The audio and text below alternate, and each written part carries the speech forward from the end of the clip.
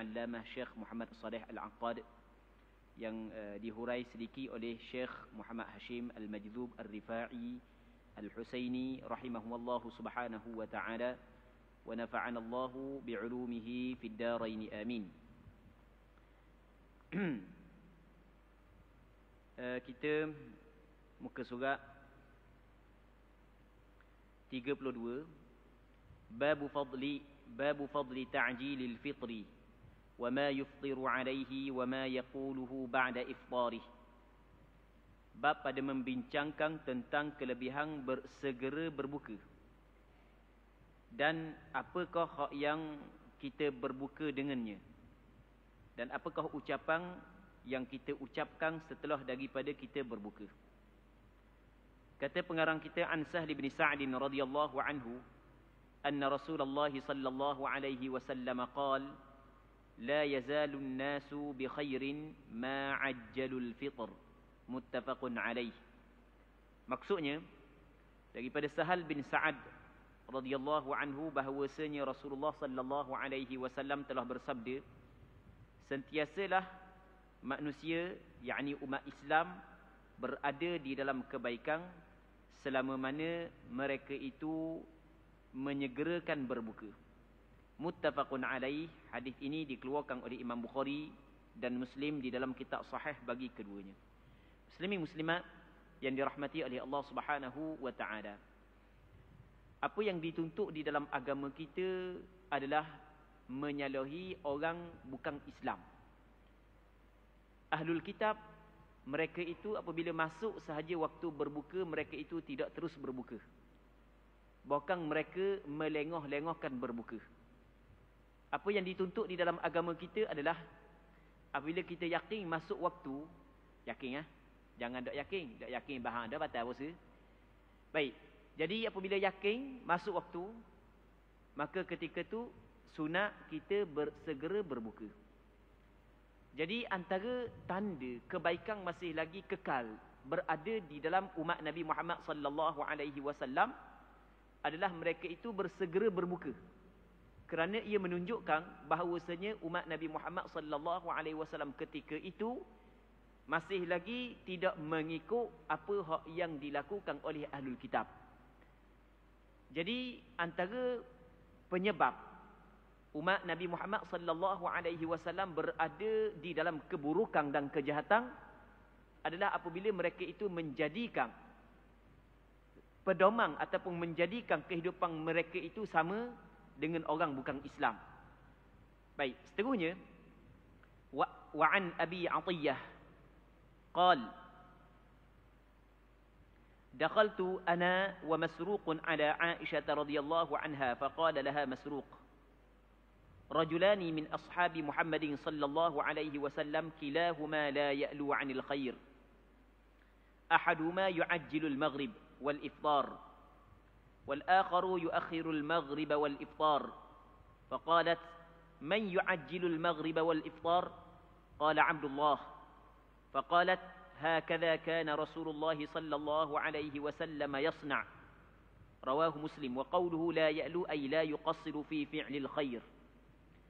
Maksudnya daripada Abi Atiyah, katanya, aku sendiri dan Masruq pernah berjumpa dengan Aisyah radhiyallahu anha.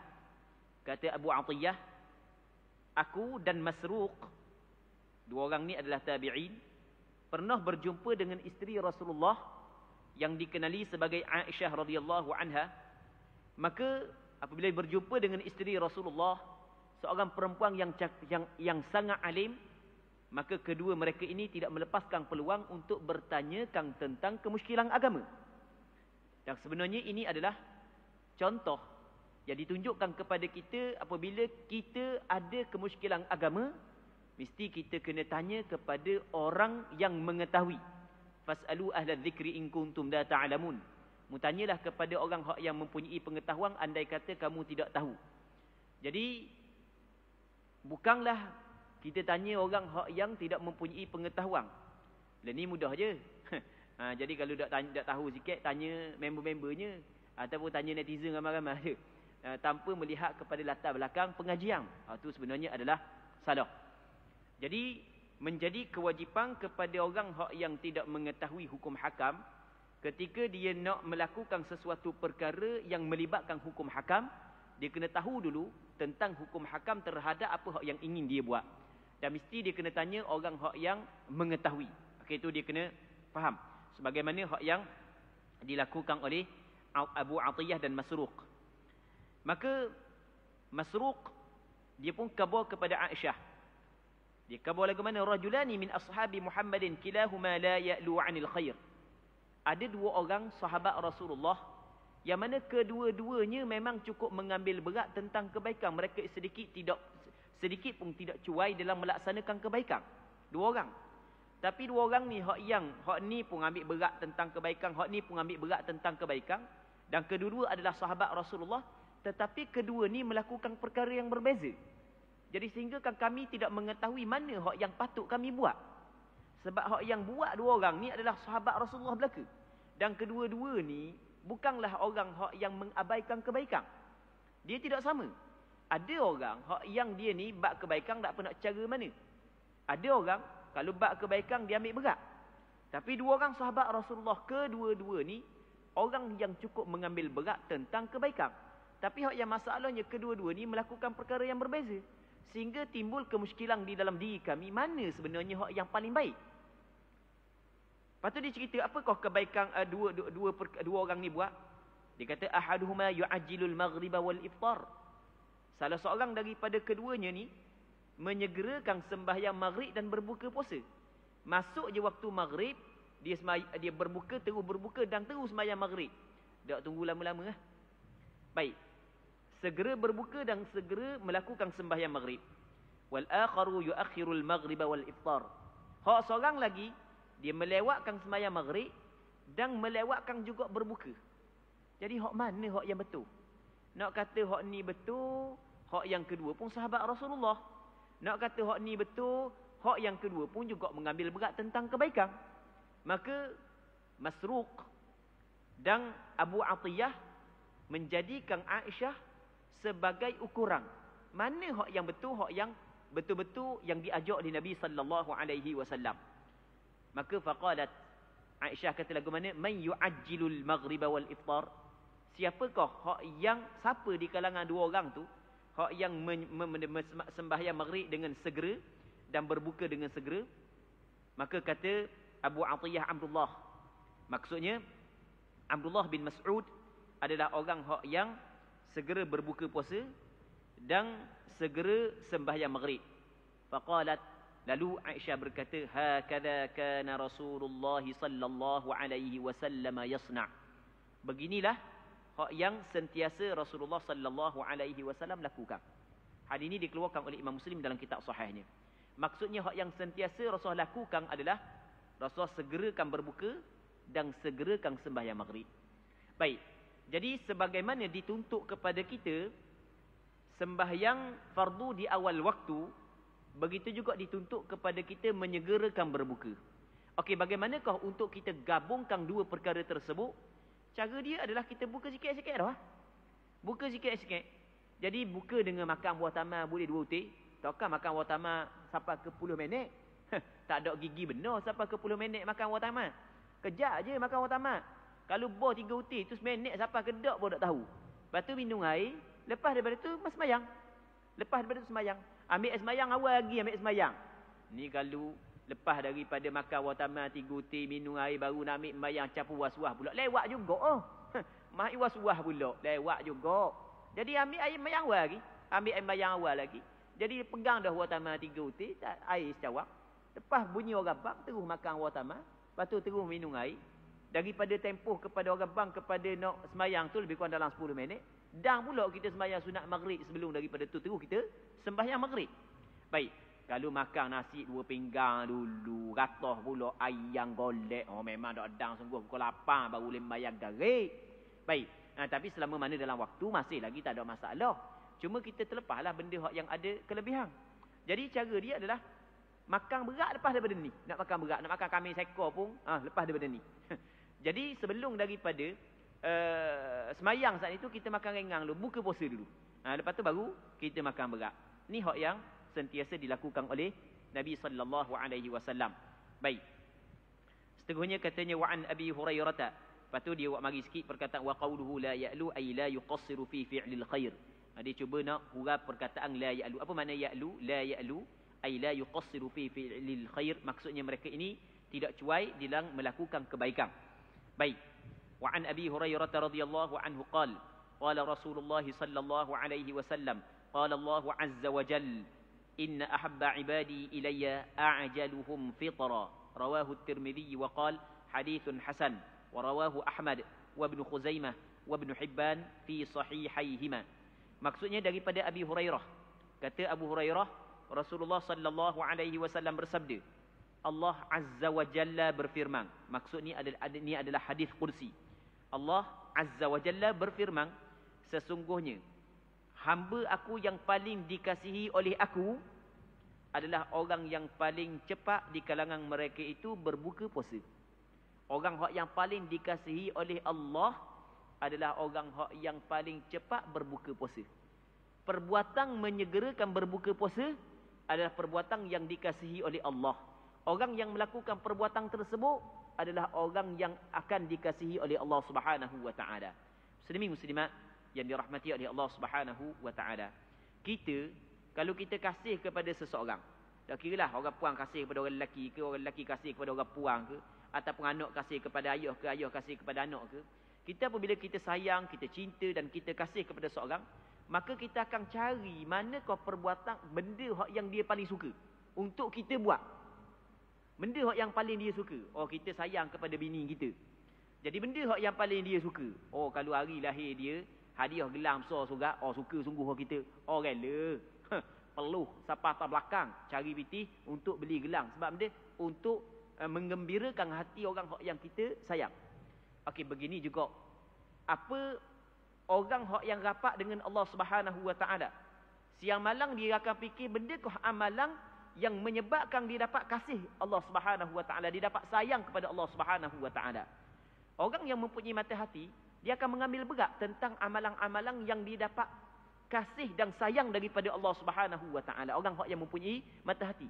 Kerana benda? Kerana kasih sayang Allah Subhanahu wa taala tidak boleh ditandingi. Apabila seorang hamba mendapat kasih dan sayang daripada Allah, cukup.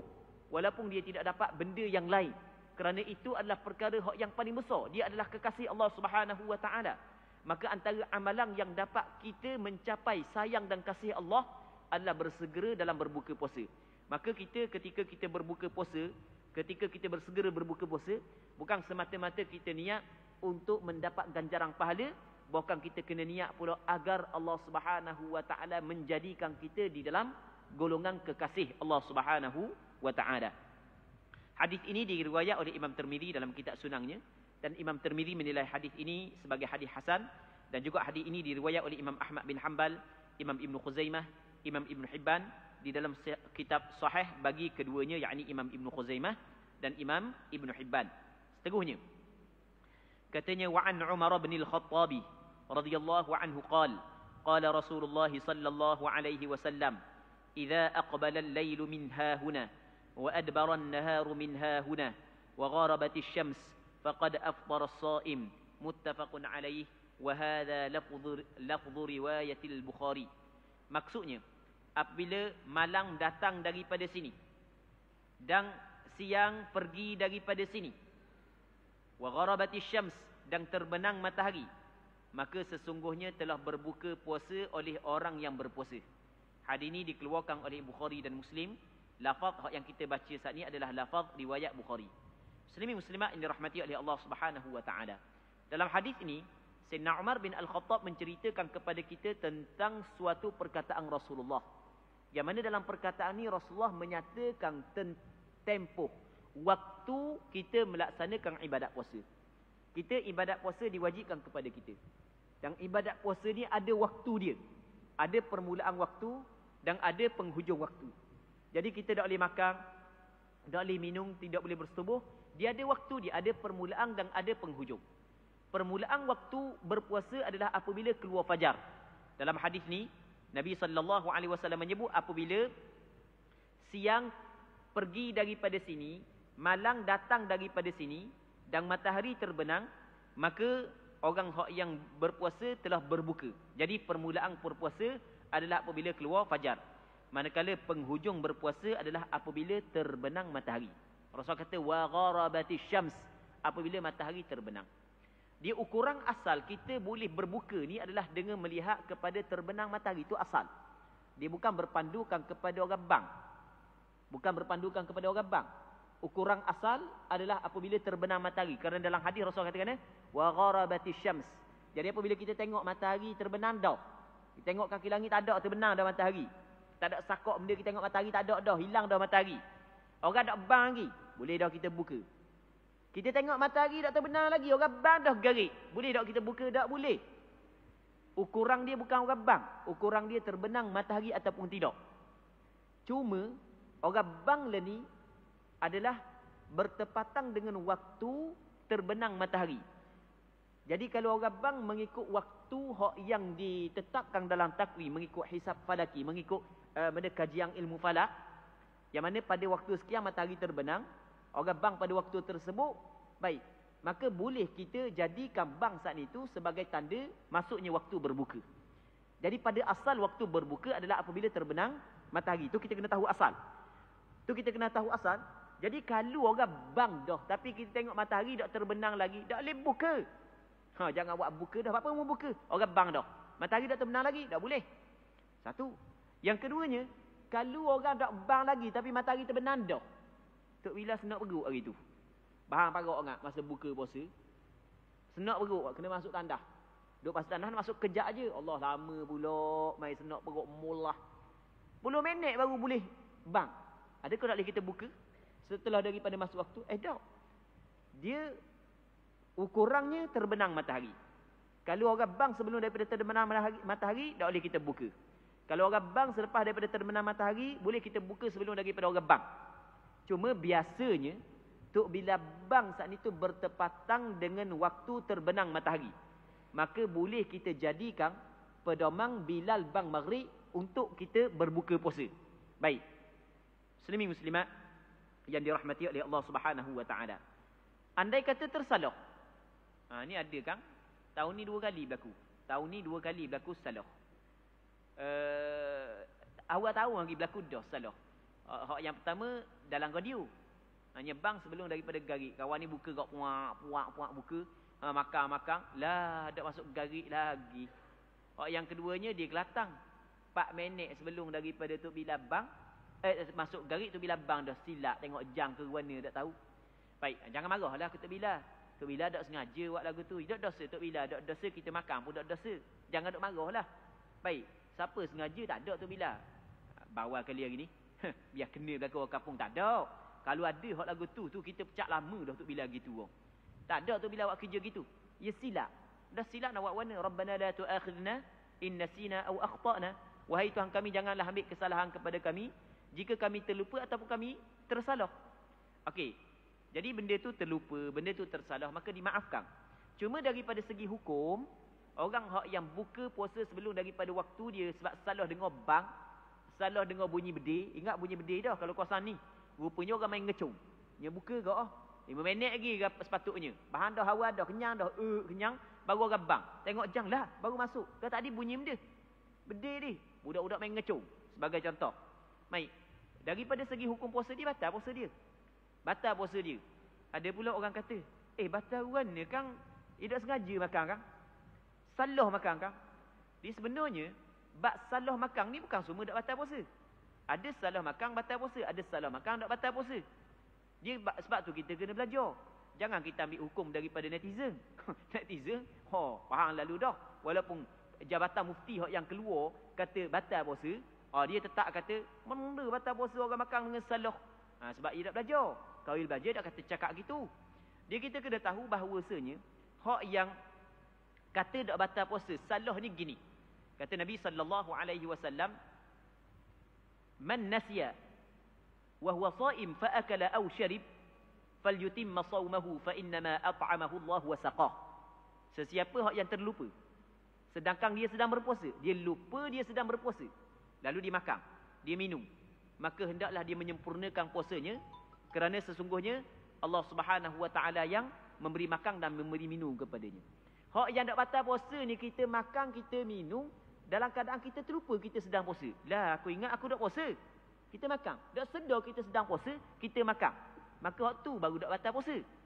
Ada pun orang hak yang makan pada penghujung siang hari ketika dia silap dengar azan awal sebelum daripada masuk waktu, dia bukan terlupa dia sedang puasa. Dia sedar dia sedang berpuasa. Dan dia makan dengan sengaja, tak ada orang paksa dia. Tapi silap waktu. Baik, tak sama dengan hak yang pertama tau. Hak pertama tak batal puasa, hak ni batal. Sebab hak ni bukan dia makan dalam keadaan dia terlupa dia sedang berpuasa. Dia makan ni sedar dia sedang berpuasa. Okey, tu ada dua perkara yang berbeza. Muslimin muslimat yang dirahmati oleh Allah Subhanahu wa taala. Seterusnya katanya wa'an Salman bin Amir وعن سلمان بن عامر الضبي الصحابي رضي الله عنه عن النبي صلى الله عليه وسلم قال إذا أفطر أحدكم فليفطر على تمر فإن لم يجد فليفطر على ماء فإنه طهور رواه أحمد وابن خزيمة والترمذي وقال حديث حسن صحيح. Daripada Salman bin Amir Ad-Dabbi, seorang sahabat Nabi sallallahu alaihi wasallam, daripada Nabi sallallahu alaihi wasallam telah bersabda, ya Rasulullah, apabila seorang kamu berbuka puasa, maka hendaklah berbuka dengan tamar. Jadi kalau nak buka puasa, hendaklah dia berbuka dengan tamar. Jadi kalau ada tamar, berbuka dengan tamar. Pisahkan berbuka dengan tamar. Dia ada juga orang tak beri tamar, tak apa nak minat tamar. Tamar-tamar tak minat, hotdog je minat. Jadi tamar-tamar tak minat, burger-burger minat. Jadi walaupun tak minat, cuba buat juga. Benda hak yang sunnah. Ada sebahagian daripada sahabat, ada sebahagian daripada tabi'in, ada sebahagian daripada sahabat. Asal dia tidak suka kepada makanan tu, dia tak minat makanan tu. Tapi apabila sapa kepada dia bahawa Rasul minat makanan ni, lepas daripada tu dijadikan makanan itu adalah makanan yang paling dia minat. Ada sebahagian daripada ulama ketika dia baca hadis, pada asalnya tak minat labu. Tapi apabila dengar antara makanan yang Rasul suka adalah labu, maka lepas daripada tu dia jadikan labu saat itu makanan kegemaran dia. Kerana dia? Kerana melihat kepada Rasul suka. Sampai kepada tahap tu. Jadi apabila benda ni adalah benda sunat, walaupun kita tidak minat mana makan watama, makan juga walaupun suti. Ambil kelebihan apa yang disebut oleh Nabi sallallahu alaihi wasallam ketika kita berbuka puasa. Kalau tak ada tamar, maka hendaklah dia berbuka dengan air. Kerana air adalah tahur, suatu yang dapat menyucikan. Ini di antara sunnah Nabi sallallahu alaihi wasallam. Sebab itulah kalau kita buka dalam kitab fiqh, maka kita dapati ulama fiqh menyebut sunat kita berbuka dengan tamar. Andai kata tidak ada tamar, maka sunat kita berbuka dengan air. Seterusnya katanya, wa an Anas radhiyallahu anhu qala kana an-nabiy sallallahu alaihi wasallam yufṭiru qabla an yusalli ala rutabat fa in lam takun rutabatun fatumayrat فإن لم تكن تميرات حسى حسوات من ماء رواه الترمذي وقال حديث حسن. Maksudnya daripada Sayyidina Anas bin Malik katanya, Nabi sallallahu alaihi wasallam sentiasa berbuka sebelum daripada sembahyang dengan beberapa biji buah rutab. Buah rutab adalah buah tamar yang masih lagi belum kering. Kita ada tamar kering yang kita makan, buah tamar dan buah kema, kita kata itu hak kering dah. Ya, sebelum kering tu dipanggil rutab. Macam kita buah kismis. Lepas tu sebelum kering buah kismis. Kismis hak kering, hak sebelum kering tu dipanggil buah anggur. Macam warutak macam anggur tu lah. Kita anggur, lepas tu kismis. Kismis hak kering dah. Kita gitu juga rutab dengan tamar. Tamar saat itu macam kismis, rutab macam anggur. Baik.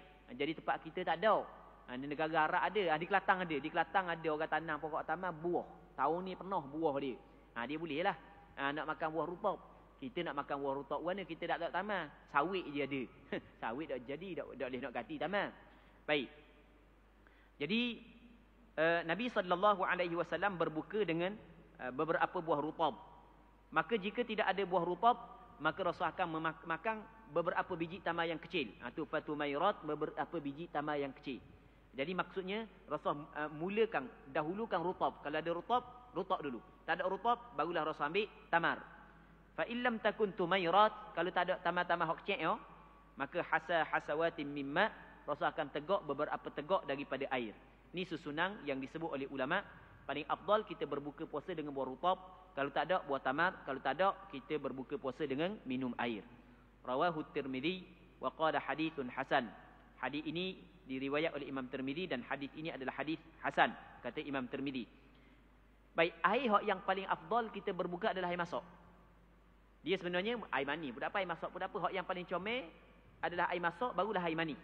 Kerana dalam hadis sebelumnya kata Nabi sallallahu alaihi wasallam fa innahu tahur. Air adalah yang menyucikan. Air yang menyucikan adalah air mutlak. Kalau air teh, air sirap, air tebu tu bukan air mutlak.